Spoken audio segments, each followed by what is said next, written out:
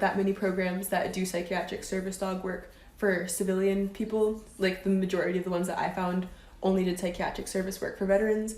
But this program was going to let me do general task work, mobility work, and psychiatric service work despite being a civilian. And I really wanted to have all those bases covered, which I'm super appreciative of and grateful for. And part of why I can afford it is thanks to you guys and my GoFundMe. I can afford the down payment already, which is insane. I'm so excited. So because they are so far away, I probably won't have that many interactions, but once I know the pup, I'm hoping that they like send me videos and things if I can get out there, because it's going to be a year long. If I could maybe get out at like the 6-month mark, that would be cool. I don't know, we shall see. But then once the dog is finally done training in about a year, I'll get to fly out for 6 to 7 days. They said they're going to have at least 2 other teams around the time that I would be flying out for training. Oh, whoops, I completely forgot that other piece. So that'll be a cool thing.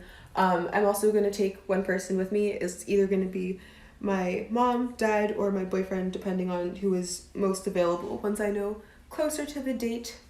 And then after that, you're not supposed to let the dog interact with other dogs, like play with other dogs, for 6 months after you get matched with your service dog, which is like really sad to think about because like I don't want to like isolate the dog, but like it is for the benefit of our relationship, because like the dog needs to know like with me it's work, we're a team, and like not get distracted by other dogs.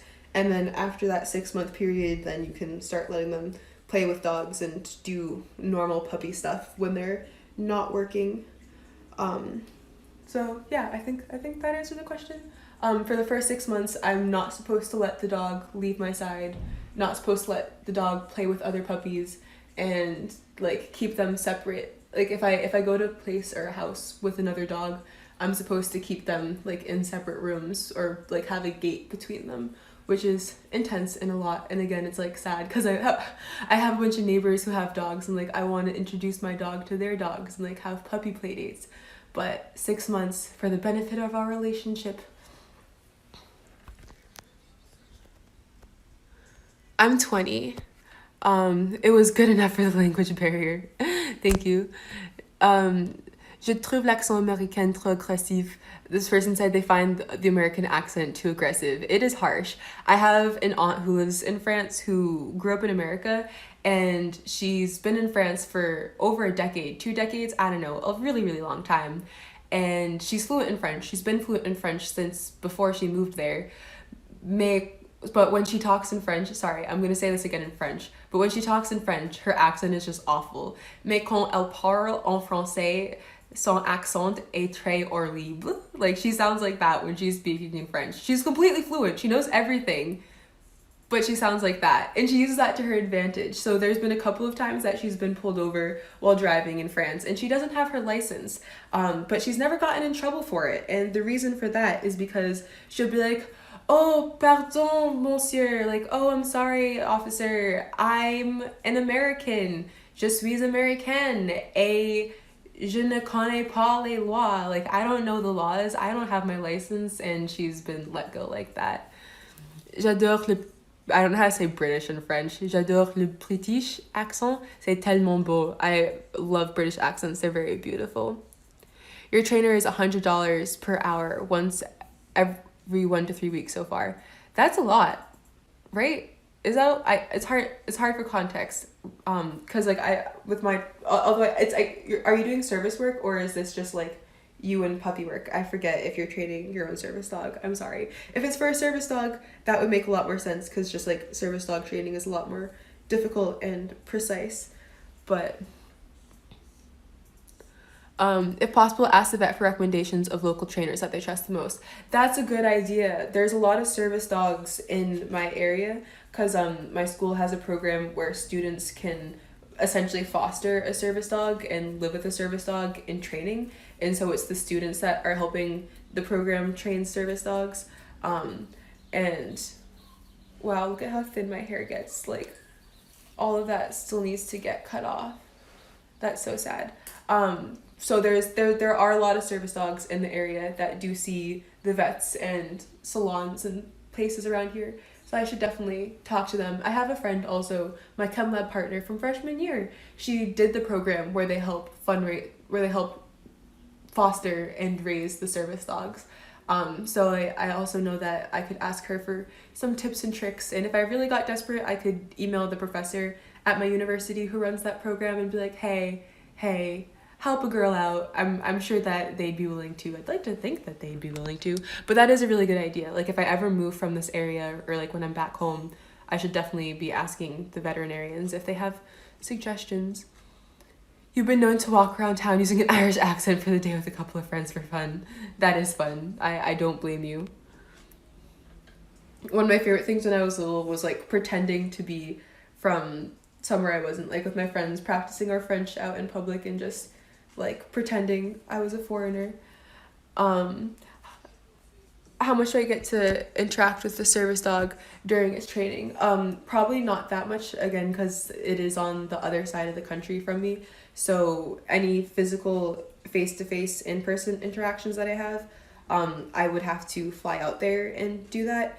And that doesn't seem very realistic. If there's a way to make that happen, I definitely will, because I love dogs. I want to be with dog, and with my dog, I want to like it's right now like I don't have one. It's not assigned to me. I don't know which dog I will be getting or when I will be getting it exactly.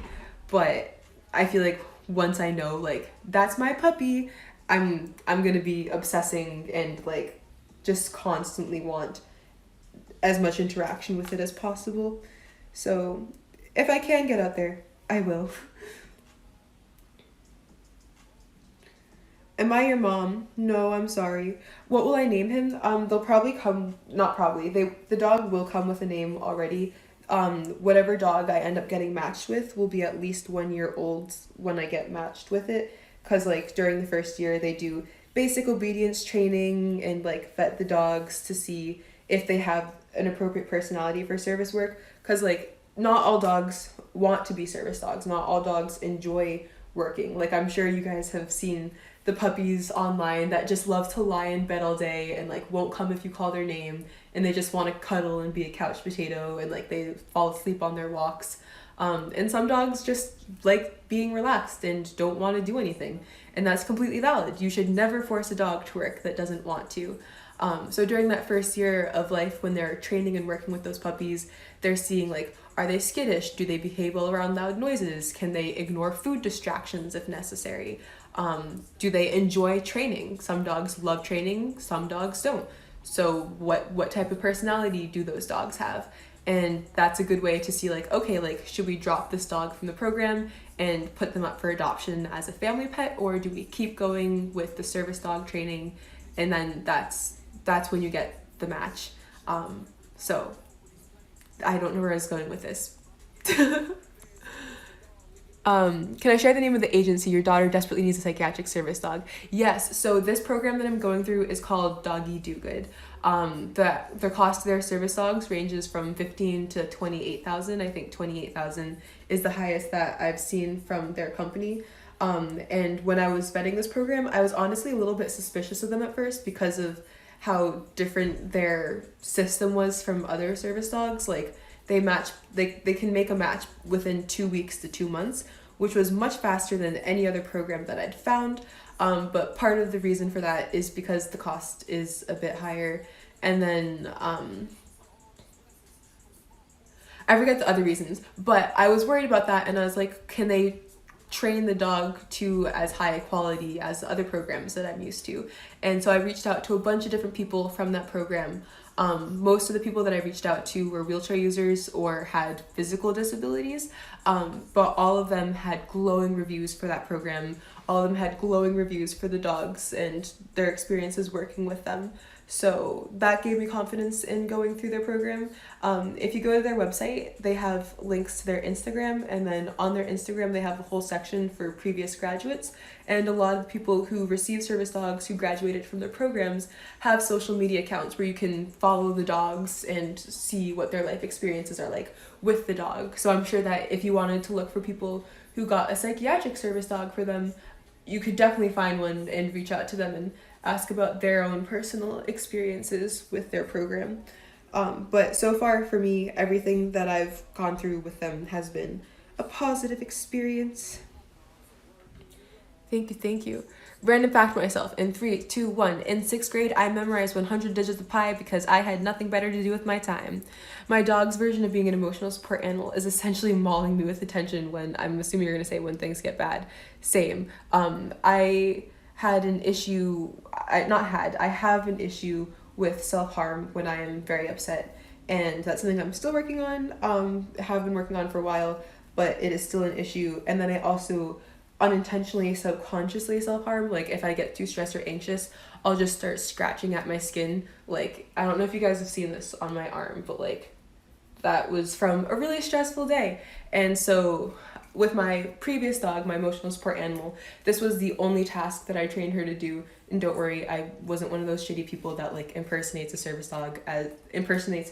an emotional support animal as a service dog. I trained some service tasks into her, but she only performed those at home.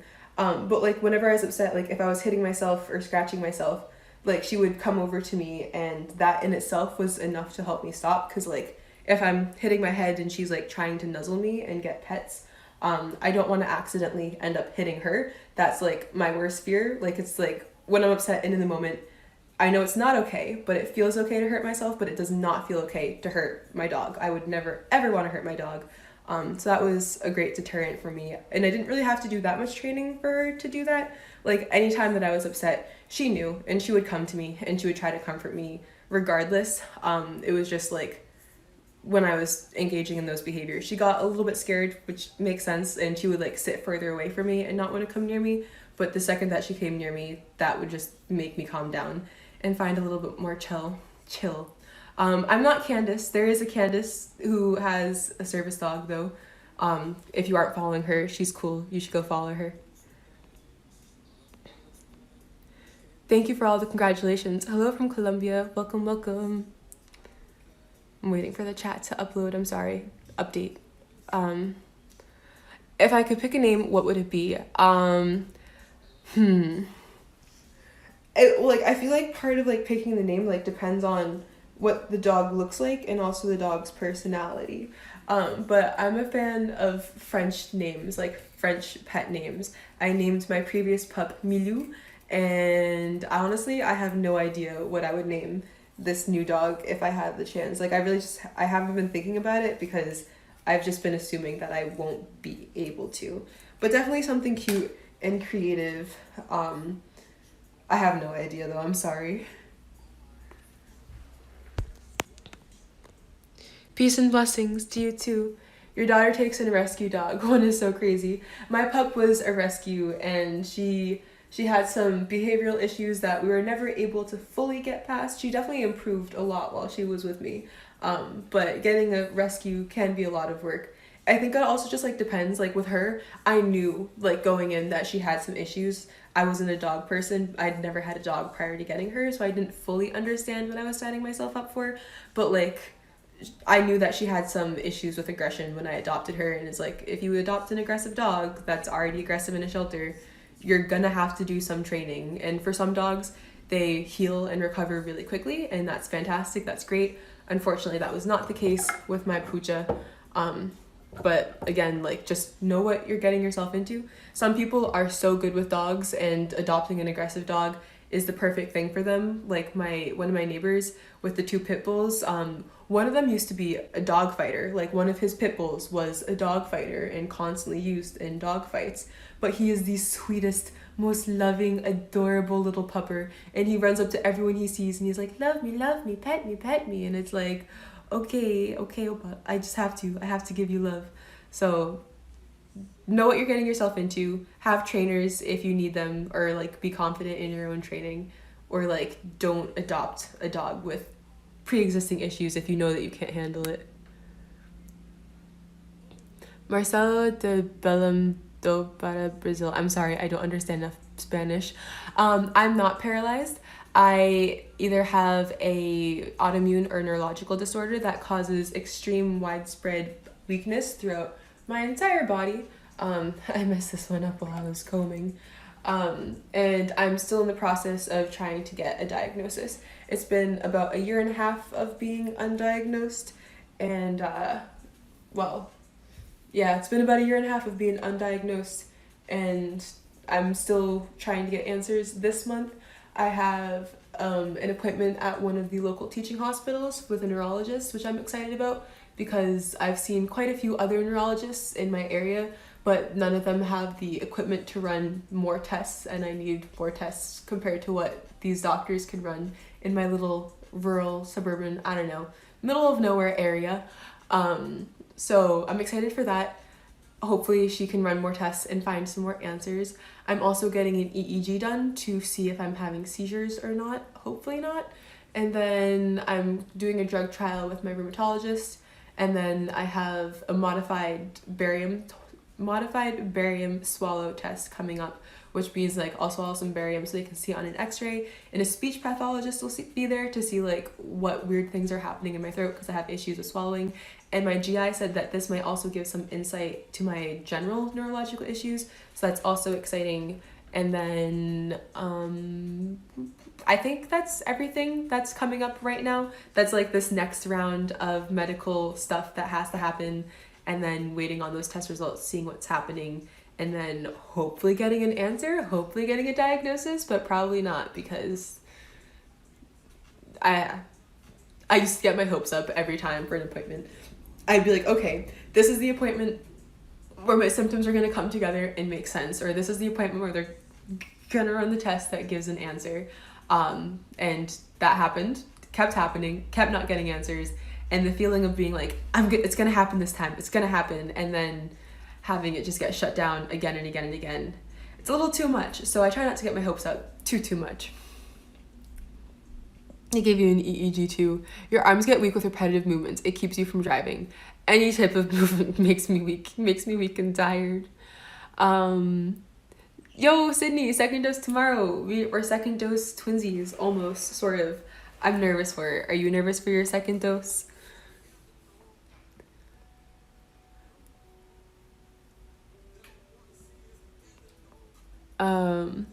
Good morning from the mountains east of eastern Kentucky. I'd love to be up in some mountains right now. That sounds lovely.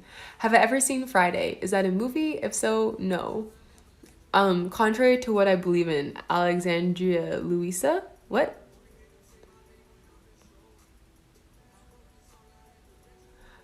My daughter used to pick on her skin when she had bad anxiety. Her dogs helped her. Now she had 3 on I don't know where the rest of that message is. But the presence of animals in general, like animals are so good. Like they know what we're thinking, what we're feeling. Like they're so much better at reading our body language than we are at reading each other's body languages or even their body languages. Like I see so many videos of people like bothering and upsetting their animals and like just making them unhappy. And it's like, they clearly don't want you to do that. Like, stop, don't do that. That's frustrating. Forget where I was going with this. Your boyfriend got his first dose yesterday, finally. Oh my gosh, that's so scary and stressful. Like, I know that your boyfriend, like, goes out for work, or at least I think he does. I don't know. He goes out during the day. So that's scary to, like, not be vaccinated and come home. Thank you. GM and Grand Rising. Beautiful. What's the good news? Today I'm doing my final service dog consultation before signing the contract and making my first payment, which is exciting. And then second dose, grocery shopping, setting up in case I am bedridden because of the vaccine. And then from there, just chilling. Okay, actually, another exciting thing, completely unrelated to all of this, but my boyfriend's birthday is June 30th, and that's also around the same time that we started dating. I don't really know, we don't have an anniversary, like we don't have an official date that we started dating. So around that time, we're gonna get a little Airbnb, and I don't know, we're the two things that we know right now are that we want an accessible place, like an accessible Airbnb or like a nice hotel room. We want there to be some type of water option available because being in the water is very good for me and my movement and pain relief. We were able to get a little place that had a jacuzzi before, which is nice. And so hopefully we can make that happen again, or like buy a pond, or I don't know. That'll happen. And then the other requirement is like trees. There has to be trees in nature. Unfortunately, trees in nature are everywhere. But I still have to find a place that's like a reasonable price. So I'm gonna do some research into that. Your anniversary is June 27th. Oh, that's so sweet. When's my birthday? It's August 9th. The second dose isn't bad. You get hot for a minute. So for me, when I got the first dose, I was just really, really tired. Like within within an hour or two after getting it, I was like, okay, I need a fat nap. I'm gonna sleep. And then within 2 days, I was back to my normal energy levels. But the second dose I've heard has been hitting a lot more people a lot more hard. And I'm nervous I'm gonna be one of those people. Your puppy is your alert dog. That's wonderful.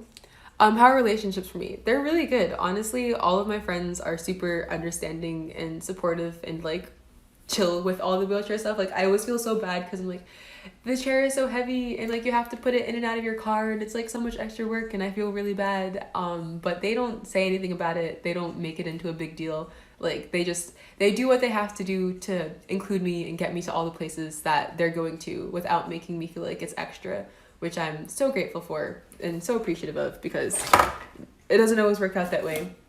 So my friends are lovely, and then the Bae is just, he's fantastic. If there's anything that I need or anything that needs to be done, he wants to do it, and I'm like, Bae, I can do this. I am not completely incapable. Like, I can be a bit more independent than you let me be, but he just likes doing things for me. Like, if anything is remotely hard, he doesn't want to see me struggle, which, like, I get, but also, like, struggle and doing things that aren't easy are how you improve and get better and do more things.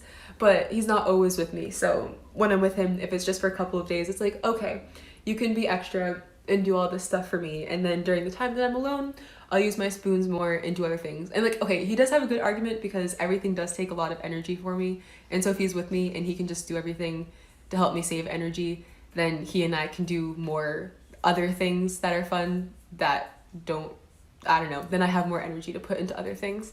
I don't know if I said, but my birthday is August 9th.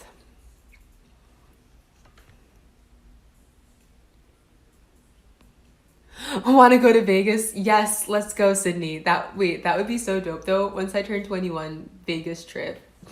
Make it happen. You got dizzy with your first dose. Didn't have any symptoms with the first, luckily. Wait. Do all the test sites keep everyone for 20 minutes afterwards? Do they do that for the second dose as well? Because they did that for my first dose, and I don't know if they'll do that for the second. The next dose of your vaccine is May 12th. That's exciting. Getting your second dose in an hour. Yeah, get that vaccine. Craig, can I borrow your microwave? What? Oh, happy birthday, Jumpman_C4. Happy birthday. I hope that you have a splendid day. Good morning. Okay, wait, did I do all the Q&As? Okay, I think I did. Yes, there we go. How are my protein levels? Do I know? I haven't had my protein levels checked in a while. But so it's funny, last summer I had a lot of issues with eating. I don't know what exactly it was. I was never diagnosed with an eating disorder. I actually went into a program for that, but they never said that I specifically had anything. I thought that I might have had ARFID, which is avoidant restrictive food intake disorder, because it was really hard for me to eat anything or find things that I could eat. I wasn't intentionally restricting, but essentially I was eating about 500 calories a day last summer, like either 500 or less. It was really, really bad. It was not okay. It was not healthy. And surprisingly, after that summer, like of eating less than 500 calories a day, I lived off of McDonald's fries too, by the way, because it's $1 for a large fry and you get that deal every single day. So I would just do that, and I really was not eating anything else.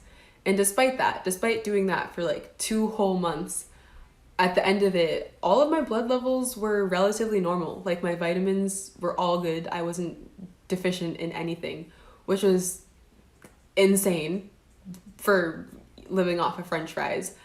So don't take that as an okay thing to do. Definitely don't do it. 10 out of 10 would not recommend. I did not feel good during that time span. But yeah, That was a year ago about, and my protein levels were normal then. Felicia from Friday? Huh? You left right after, but even though you weren't supposed to because your boyfriend had work. Oh goodness. I mean, I feel like as long as you're careful afterwards, like for me, my home health aide is taking me. So I guess like if I left early and something happened, she'd be there. Oh my gosh, one of my favorite puppies is going out for a walk right now. I want to say hi, but I don't think I could get to you fast enough. Um, McDonald's fries, yes. No, the the way to my heart, like my boyfriend is always like, it's so easy to make you happy. All he has to do is bring me some French fries, take me for a car ride, and give me some 420 meds so I can look out the window or sit outside with me. Like just take me outside, take me for a car ride, bring me some French fries. I will be one very happy camper. You developed an ED from being too embarrassed to eat in front of people with your disability. I'm so sorry, Sydney. I didn't. I again, I don't know like if I had an actual ED or not, but part of it for me was I could not eat in front of people. And last night I ate on your live stream, which was actually like a massive leap for me. I remember when I was in that program last summer, like one of the rules was you had to eat on screen because like they want to make sure like for people who are intentionally not eating that they're actually eating, and then they also want to make sure that you keep it down. And I could not eat on screen the entire program. I just physically could not do it. I couldn't eat in public. Like my boyfriend would take me out to restaurants, and oh my gosh, bless his heart. When we first started dating, the first date, literally the first date, this was before I realized that like I was having more significant issues with eating. But the first date, we ordered food. I was too afraid to order anything, so I just got some chips because I don't know. I only ordered chips, and I was too afraid to eat in front of him. Like I couldn't eat in front of him, and I couldn't eat at the restaurant. And then for like the next few months, even while we were together, I couldn't eat in front of him. Like I would ask him not to look at me, or like watch TV or play a video game, or like go to another room. If I needed to eat with him, I would eat before I saw him, or I would eat while he was at work if I had to. I could not eat in front of people. But last night I ate on your live stream when you had like hundreds of people there, and I was really, really proud of myself. So that was cool. Who is my favorite rapper? Me. I am my favorite rapper. Hold on. Let me spit some bars.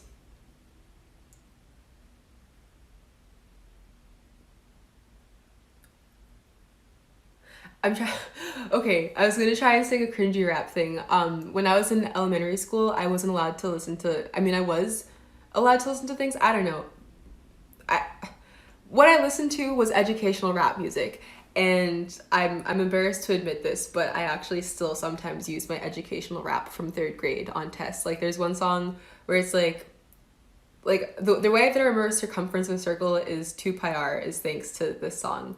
But they have this one that's like, so you want to know about nouns, you want to know about verbs, and you probably know that there are several other types of words. So if you want to learn about those types of speech, then listen up and wait, hold on. Never mind, I forget. It's called Rhythm Rhyme Results, and it's just educational rap. I'm gonna play something.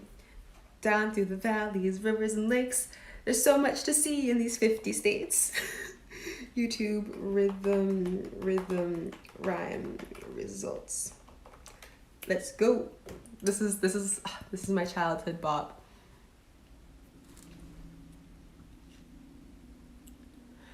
How did I come to be in a wheelchair? I'm really, really weak. I was at my university trying to walk to my classes and everything. I started struggling to get there on time. It's a really hilly campus, lots of stairs. I was struggling to go up steps.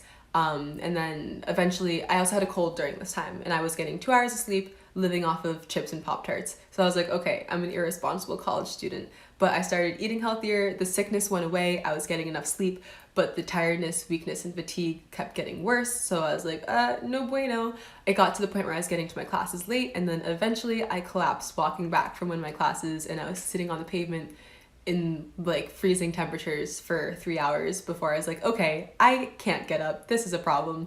That happened a couple more times, and I was like, I need to be able to get to class, but I was terrified of getting trapped on the ground again. So I ended up renting a wheelchair, like one of those cheap hospital ones. I had that for 2 weeks. I put in originally a 1 week rental, and I was like, okay, like it's just gonna be 1 week, like I'm fine, like I won't actually need this, like whatever. Second week came on, okay, I need to rent this again. But like it was really, really hard to get around campus, again with all the hills and the fact that it was a really, really shitty low quality chair. So then I ended up renting a power chair, and I was like, just gonna do this for a week. Again, I'm gonna get better soon, it's all gonna be fine. I ended up having that power chair for 3 months, and then COVID happened, so I ended up going home with this chair that I'm currently sitting in. And I still don't know what's wrong with me, but during the whole time I was seeing doctors, specialists, and nobody knew what was happening. Are French fries really French? I have no idea. 420 meds, yes, I do use my 420 meds. Hello, Carly, welcome. Um, your best friend in college saw you struggling, not wanting to eat in a restaurant. I'm waiting for it to load. And started eating messily too to make you feel more comfortable. That's so sweet. We love friends with solidarity. That is so lovely.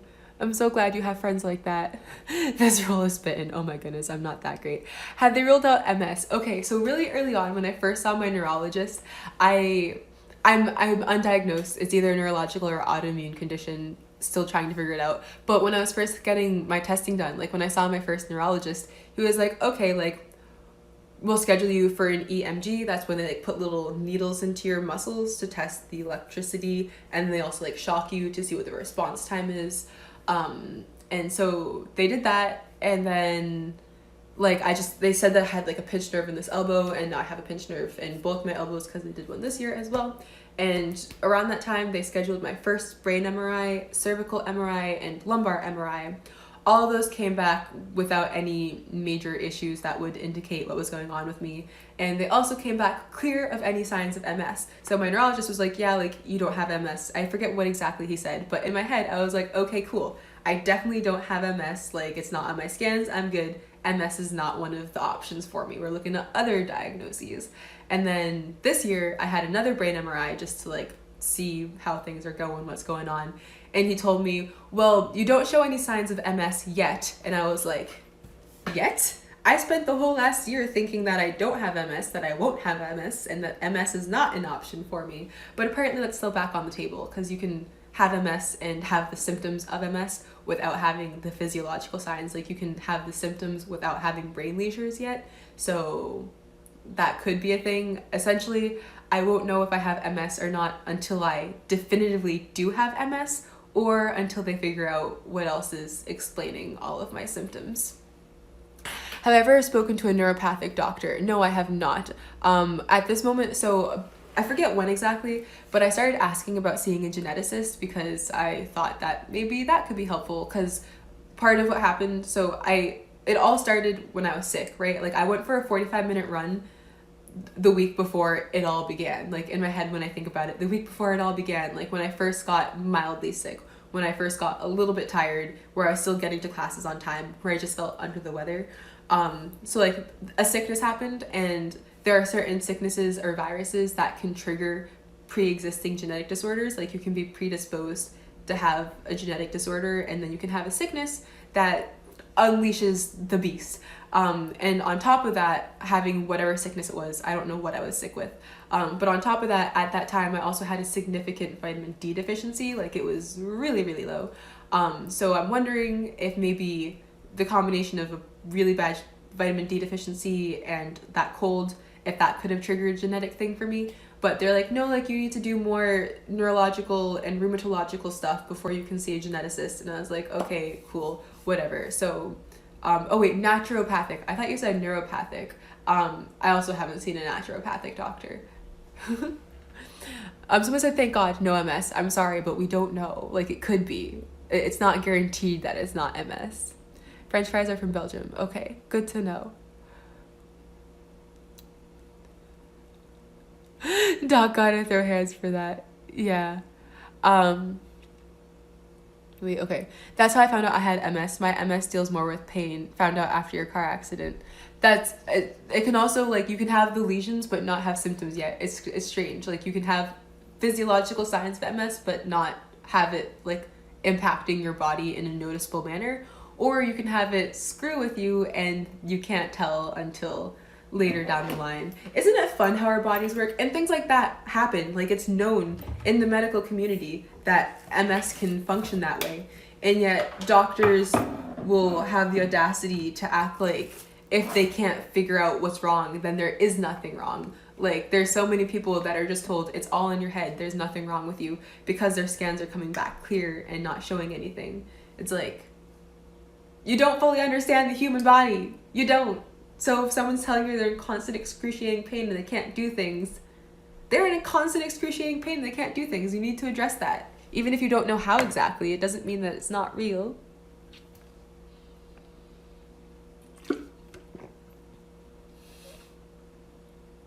They don't like to diagnose for you because of the process involved.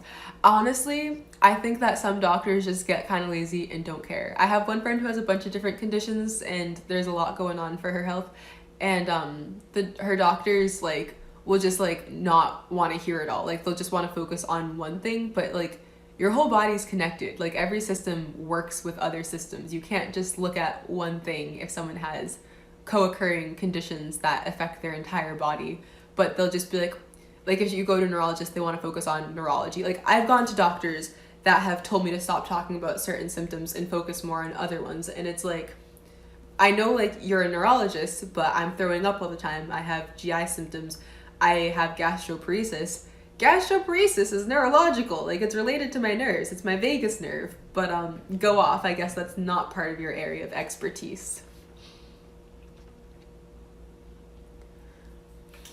Everything is a process. Yes. I'm rolling with it. Whatever happens, happens. Like, I'm at a point where I'm used to living in my disabled body, right? Like, I can't do what I can't do and I can do what I can.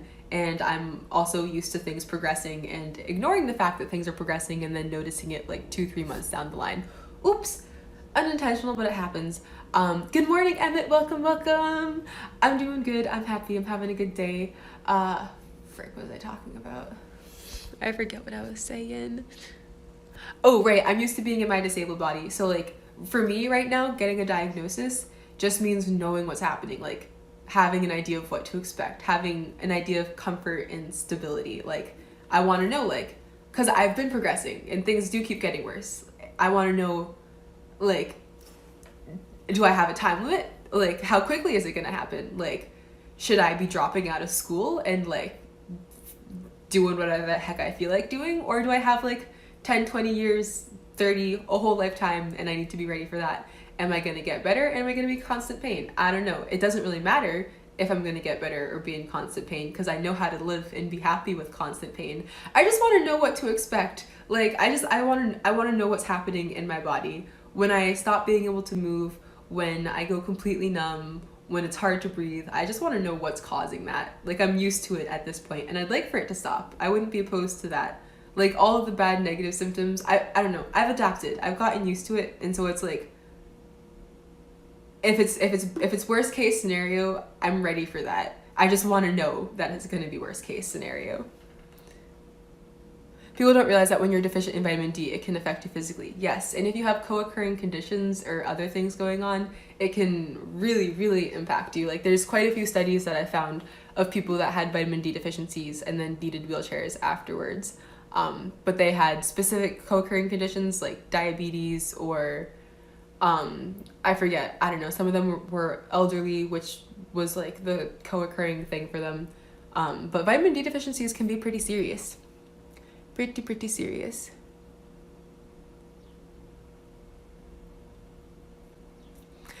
I love doctors that admit they're not sure. It's okay to just say, I don't know yet. Yes. And that's why I've stuck with my first neurologist that I've ever had. Like, he'll just straight up tell me, I don't know, you need a second opinion.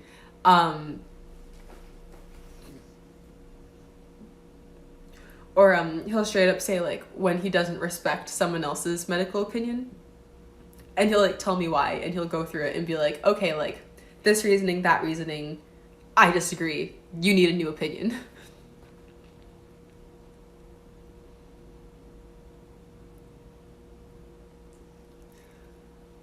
Um, oh wait, my sister got tested for FA a while ago, and we all knew that she had the FA gene, so she'd be a carrier or have LAT. I don't know what LAT is. Um, everything is depressive. Okay, sorry, I get confused by all of these things. Um,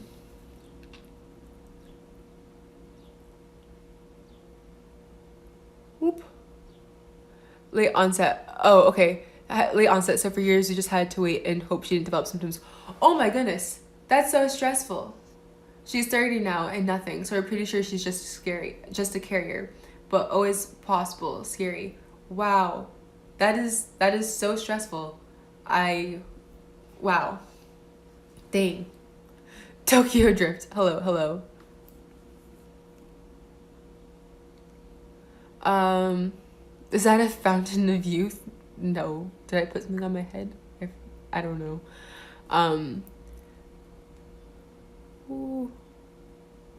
I have a short tongue, but it's really wide. I actually, growing up, I wanted so there's this procedure where you can get your tongue thinned, but the way that they do it is they have to shock off every individual cell. Like you can't just cut it because it's a muscle. Like you have to individually kill each cell.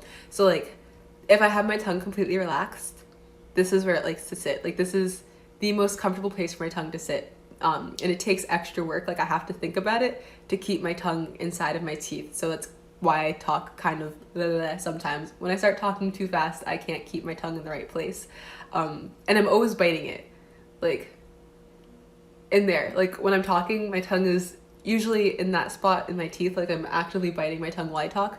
So if you look, I don't know if you can see it, but I have bite marks on my tongue all of the time. And I almost got that procedure done, shocking off the cells, and I completely forgot about it until literally just now.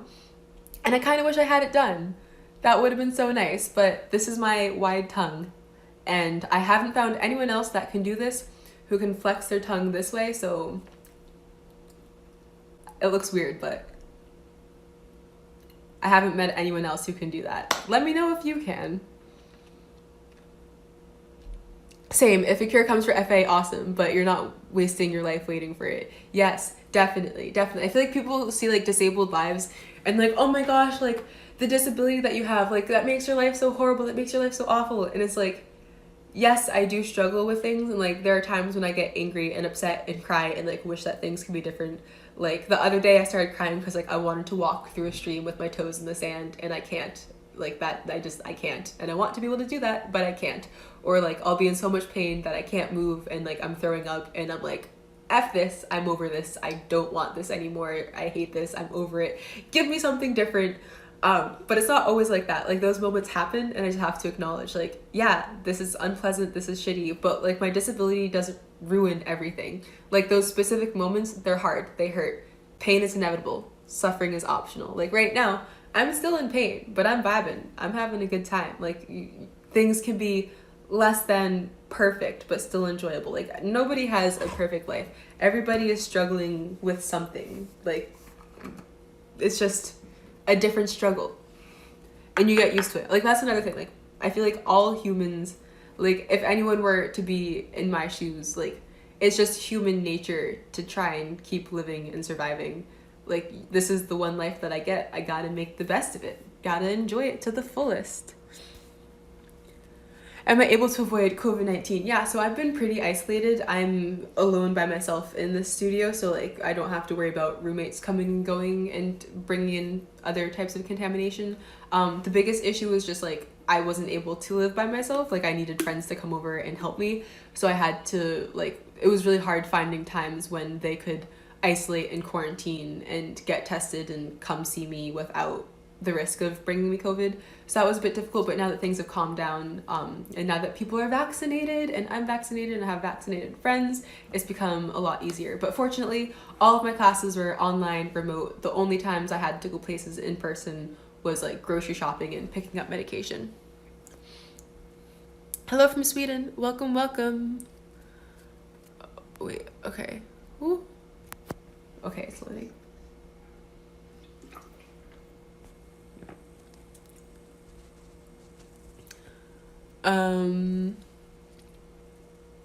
My disability doesn't make me, I make it. Yes, queen. I love that. Pop a wheelie. You make me wanna pop a wheelie. There's a song that goes, you make me wanna pop a pill. You make me wanna lose control. And it's like, you wanna make me pop a wheelie. You make me wanna spin in circles. I don't know, something like that. I just did my hair actually while on this live. What I do is section it into parts, put in this stuff and this stuff. It's argan oil, and then make the parts and then separate, like say like this is like one section, separate it into two pieces, and then you just twist. So it's a relatively easy hairstyle. You didn't know there was a procedure for that. Yeah, your tongue, I guess. Oh, yeah, if I changed the shape of my tongue, I would sound like a different person. Oh, wait. That would be so weird. I feel like I'd get voice dysphoria. If my voice changed, that would, now that I think about it, like part of the tone of my voice does come from the fact that I block the, oh wow. Okay. I'll just keep biting my tongue. I don't need that procedure. It's so frustrating because like I haven't thought about this that much. Like I really hadn't thought about this in years, and now that I'm thinking about it, I'm biting my tongue so much more. It's gonna hurt so much at the end of the day. That's really, really creepy. Triple BI 666.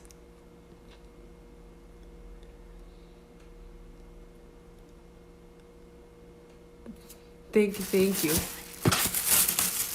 I was like, what is that smell? And I forgot that I had a trash bag near me that I forgot to empty out. Whoops.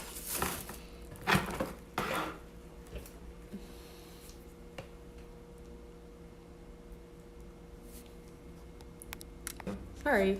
Huh. You make me wanna pop a pill. You make me wanna pop a pill.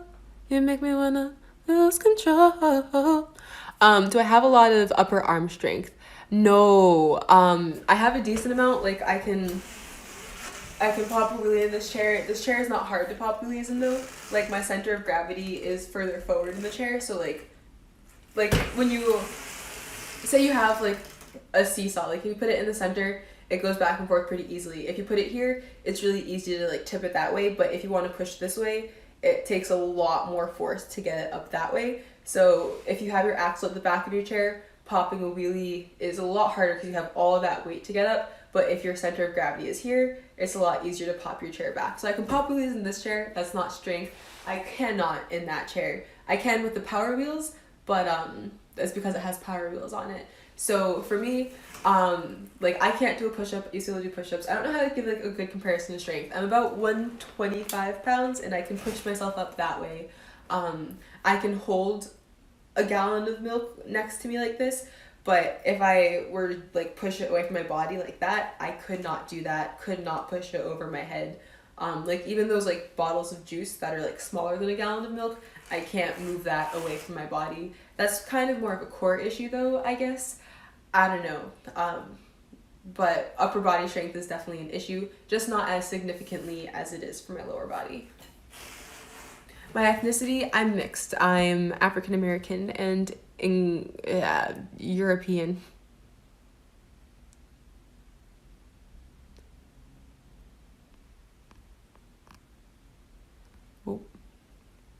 Oh, so your girlfriend is getting a walker. Oh, that's exciting. I hope that she gets a walker that's good for her, that's comfy and easy to use.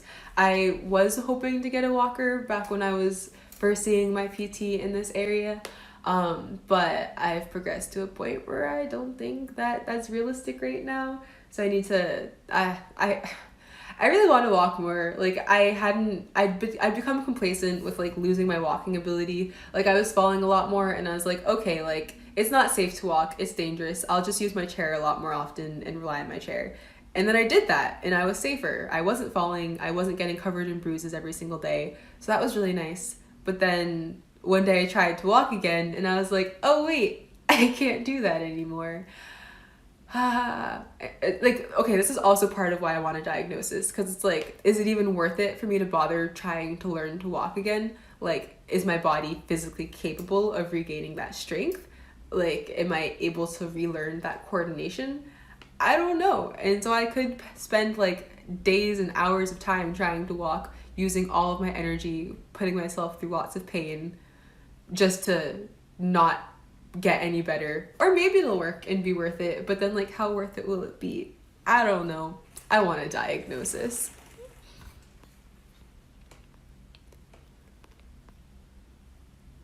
You make me wanna lose control. You make me wanna ooh, do, do, do, do. Can I dance? No, I don't dance at all. That's not something I do. That's not for me. I'm sorry. This is also sarcasm. My entire page is dancing. I'm not sure if you've seen any of my videos or if you just randomly found my live, but I do dance. What do I do when I fall? I sometimes lie on the ground and I'm like, okay, I'm staying here. There's no need to get up. Okay, this is actually kind of funny. I'm gonna show you guys my little cave. This is my table, and underneath the table, I have like a carpet. It's like, I don't know, a little rug thing, and then pillows, a little stuffy. And I don't know, it's just like a little cozy place to be. So like, I don't mind hanging out on the ground. I have that whole thing set up. But sometimes if I fall and I'm too tired or don't feel strong enough to get back up, I'll just stay there. Just, I'll stay on the ground. But I am still able to get up off the ground by myself when that happens. But I'm also like, okay, there are times when I probably would not, no, there are definitely times when I can't transfer off of the ground. But I also won't be putting myself in a situation where I would fall to the ground. Like, when I'm that weak, I will avoid getting out of bed at all costs. Like, if I can't get myself off of the ground, doing a transfer from my bed to my chair would be really, really hard and scary. But to make sure that, like, if I have to go to the bathroom, say I can go to the bathroom, I'll be really careful about how I do the transfer. So, like, example, oh, I still have this connected to me. Oh no, how do I, okay, there we go. I don't know how to move that to show you guys, so never mind, I can't do that. But what I'll do is like put my chair right up against the bed, so that way like there's just no gap for me to fall in, and like I'll like lean forward and like put my head and shoulders into the chair space, so then like all of me is kind of towards the chair. I can't really fall out this way or that way, especially with the armrests or side guards on. It keeps me centered towards the chair. So I either fall and can get up, or I do everything in my power to avoid falling. So when that day comes, I'll just, like, if I'm actually stuck on the ground for a bit, that's another thing that I'm scared for, but something that a service dog will be really helpful for. Like, it's surprising that I haven't gotten stuck on the floor yet. Or like, okay, another surprising thing, I have poor strength. I spasm and shake a lot. And I still cook for myself. I still cook my own food, because I live alone and I have to. And it wasn't until a couple days ago that I finally burnt myself. I dropped a frying pan on my leg after cooking myself some eggs. I spilled the eggs all over the floor, and I just felt so stupid and awful and embarrassed and ashamed. And it's nothing to be embarrassed or ashamed about. I'm disabled. I have poor motor function. I'm weak. I'm lucky it hasn't happened before. And my bae was so sweet. He was just like, it's okay. Like, I got this. Like, don't worry. Don't stress. I felt so bad because he had to clean up my mess, but it happens. It happens. Gotta be careful. Oh, thank you. You said I could give good demonstrations. I'm glad you think so. I am not a teacher, and I don't really have plans per se to be a public speaker, but like, I wouldn't be opposed to that. Like, with everything that's been happening, the idea of sharing my story and going to schools and talking about disability, doing disability awareness, I think could be a lot of fun. So I would like to be a public speaker, I guess. I haven't tried or done anything for that yet, but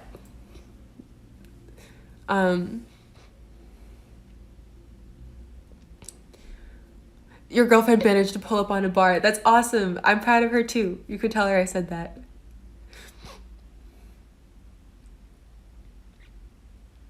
She's been getting her strength back because she's been dealing with muscle atrophy. I'm honestly surprised that I haven't had more muscle atrophy. Like, if you look, like, my muscles are still there. Like, my thighs are decent size. I'm not gonna be like, I have thick thighs, but, like, they're not skinny. They're not skinny. And I didn't get that. I was like, why? Like, is it just my genetics? Am I just lucky for that? But I spasm a lot. And so, like, that's still muscle contractions. That's still using my muscles. Not for anything productive, but it's still happening. From not using them, not disease. Okay.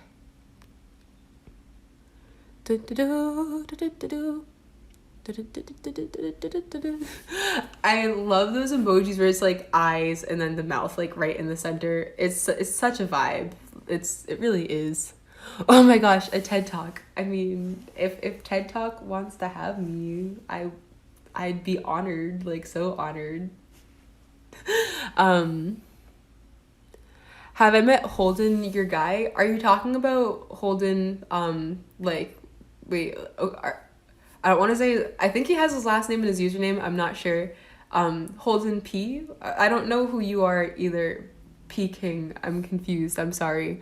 But I do know someone named Holden. I went to high school with him. What's my condition? I'm undiagnosed. I either have a neurological or autoimmune condition. Still working with specialists to figure it out, but I'm weak. And what's wrong with that? Boy, oh boy, I love it when I fall for that. I'm weak. Oh, yay! Milkshakers, second dose. That's awesome. I'm getting mine at 3:40 today. This is a moon. It's a little gold moon with black beads, and the bae gave it to me for Christmas. I'm not paralyzed, just weak. Thank you. I did these today. I'm not single. No. It's really stressful. I don't know what you're referring to, but life is stressful. That's a mood. That is a mood. But I'm weak. And what? Sorry, it's stuck in my head now. That's like my anthem, because I am weak. Have been tested for muscular dystrophy. I'm not sure. Probably. I'm hoping that's one of the first things that they tested for. I don't know how you test for that, but they have been doing lots of testing, and I should ask them for a list of what has and hasn't been ruled out, because I don't actually know. Oh, my nail is ripping. Thank you. The eye squad. Oh my goodness. Oh wait, honestly, scroll up. Oop, wait, no, don't do that. Don't give up. It took me 3 years to get a diagnosis. They finally said you have Crohn's, an autoimmune disease. My friend took 3 months to get diagnosed with Crohn's, and like he was like actively dying the whole time. It was awful. It was scary. He's okay now. He's got it under control with treatment, and he can function and manage. But 3 years? Oh my goodness. I'm sorry that you had to go that long. Unfortunately, Cousin Sup's story is not that uncommon. 6 million Americans every year go undiagnosed. It's not that uncommon for people to spend years trying to get a diagnosis. For some people it takes 5 years, decades, even a whole lifetime. There's actually this one podcast. It's called The Major Pain Podcast. It was started by an individual who actually has a lot of similar symptoms to me, a lot of overlap. But his story started 10 years ago, and he's been trying to get a diagnosis for 10 years. And he started the Major Pain Podcast, where people with chronic illnesses, disabilities, chronic pain, they can all go onto his podcast and talk about their stories, their life experiences with whatever their health issues have been, in addition to whatever they want to in their lives. And I think that it's a beautiful thing, because it's helping people learn more about the disabled community and disabled experiences, and it also just gives people a platform to share their stories and have their voices heard. So definitely go check it out if you can. The Major Pain Podcast. It's super cool. They kept dismissing you because you're so young. Yes, I have had doctors tell me that I am too young to have multiple conditions. Like, with all the things that were going on in my body, I was like, well, like, could it be like a mix of different conditions? And they were like, you're too young to have multiple conditions. But like, I already have a diagnosis for 2 physiological disorders. I have gastroparesis and I have reflex syncope. I'm pretty sure that's more than one condition. And on top of that, I have whatever else is going on. So that's at least 3 right there. That's 3. But okay, go off. And then like I also have mental health diagnoses. I don't know if that counts in his consideration of how many diagnoses a young person can have. But like age has nothing, okay. Age doesn't directly like mean what your health is. Like my uncle, my great uncle, he's 86, and like, okay, 4 years ago when I was still doing cross country, let's say, and my uncle was 82, he was more athletic than me. He was more athletic than a high school cross